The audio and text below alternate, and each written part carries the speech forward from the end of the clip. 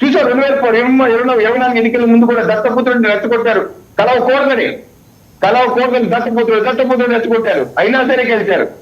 ఎన్నికలు అయిపోయిన తర్వాత కూడా మనం చూసాం 2024 ఇప్పుడు ఈయన అసెంబ్లీలో 10 కాలాల పాటు 10 సంవత్సరాలు మీరే ముఖ్యమంత్రిగా ఉండాలంటే వాళ్ళు పాపం వైసీపీ ప్రతినిధులు టీవీ డిబేట్ లో కూడా బాధపడిపోయి, ఇలా అయితే పవన్ కళ్యాణ్ గారు ముఖ్యమంత్రి ఎప్పుడు అవుతారు, దేశకి నేత చేసింది మీరే ఆయన్ని, పవన్ కళ్యాణ్ అని ఒక స్ట్రాటజీ ప్రకారం రెచ్చగొడుతున్నారు. ఈ కూటమి మళ్ళీ విచ్ఛిన్నం అయితేనే కానీ 2029లో వాడు మనుగడ ఉండదు. రవికిరణ్ గారు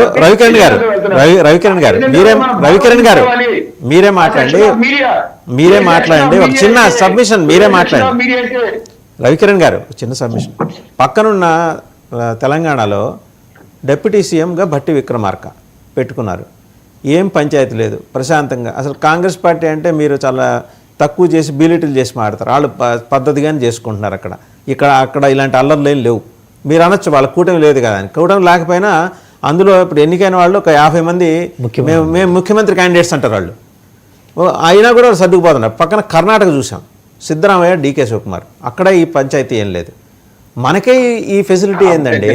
ఇంత అనుభవం ఉన్న పార్టీలు రెండు, బీజేపీ ఉంది, టీడీపీ ఉంది. అనుభవం ఉన్న పార్టీల నుండి మీరు నియంత్రించాలి కదా మీ హెడ్ క్వార్టర్స్. ఇలా మనం వచ్చేసి జగన్మోహన్ రెడ్డి ఇంట్లో గదులు ఉన్నాయి, వాస్తుందా, అక్కడ కొన్న రిషికొండ ప్యాలెస్ రిజిస్ట్రేషన్ అయిందా, ఇలా మాట్లాడేది.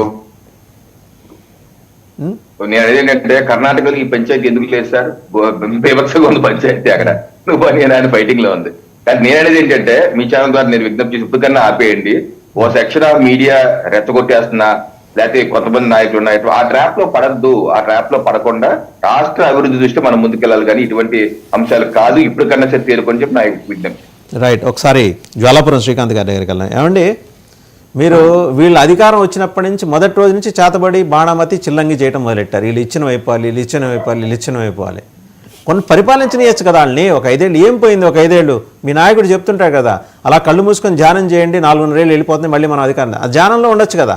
ఎందుకు వీళ్ళు ఇబ్బంది పెడుతున్నారు మీరు ఇలాంటి పిచ్చి రాత్రులు అవన్నీ రాసి రెచ్చగొట్టి? ముందుగా